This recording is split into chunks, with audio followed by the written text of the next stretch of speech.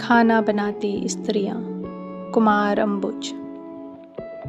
जब वे बुलबुल थी उन्होंने खाना बनाया, फिर हिरणी होकर, फिर फूलों की डाली होकर। जब नन्ही दूब भी झूम रही थी हवाओं के साथ, जब सब तरफ फैली हुई थी कुनकुनी धूप, उन्होंने अपने सपनों को गूंथा, हृदयाकाश के तारे तोड़कर डाले, फिर भीतर की कलियों का रस मिलाया, लेकिन आखिर में उन्हें सुनाई दी थाली फेंकने की आवाज़। आपने उन्हें सुंदर कहा तो उन्होंने खाना बनाया, और डायन कहा तब भी। उन्होंने बच्चे को गर्भ में रखकर खाना बनाया, फिर बच्चे को गोद में लेकर उन्होंने अपने सपनों के ठीक बीच में खाना बनाया। तुम्हारे सपनों में भी वे बनाती रही खाना।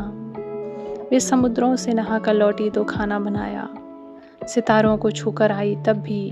उन्होंने कई बार सिर्फ एक आलू और प्याज से खाना बनाया, और कितनी ही बार सिर्फ अपने सब्र से, दुखती कमर में, चढ़ते बुखार में, बाहर के तूफान में, भीतर की बाढ़ में उन्होंने खाना बनाया। फिर वात्सल्य में भरकर उन्होंने उमग कर खाना बनाया। आपने उनसे आधी रात में खाना बनवाया, 20 आदमियों का खाना बनवाया, ज्ञात अज्ञात स्त्रियों का उदाहरण पेश करते हुए खाना बनवाया। कई बार आंखें दिखाकर, कई बार लात मारकर, और फिर स्त्री योजित ठहराया। और भूल गए उन आंसुओं को जो ज़मीन पर गिरने से पहले गिरते रहे तस्तरियों में, कटोरियों में। वे क्लर्क हुई, अफसर हुई, उन्होंने फर्राटेदार दौड़ लगाई और सितार बजाया, लेकिन हर बार उनके सामने रख दी गई एक ही कसौटी। अब वे थकान की चट्टान पर पीस रही हैं चटनी, रात की चढ़ाई पर बेल रही हैं रोटियां।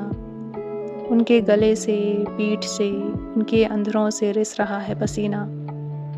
रेले बह रहे हैं पिंडलियों तक, और वे कह रही हैं यह रोटी लो, यह गरम है। उन्हें सुबह की नींद में खाना बनाना पड़ा, फिर दोपहर की नींद में, फिर रात की नींद में, और फिर नींद की नींद में उन्होंने खाना बनाया। उनके तलुओं में जमा हो गया है खून, झुकने लगी है रीढ़, घुटनों पर दस्तक दे रहा है गठिया।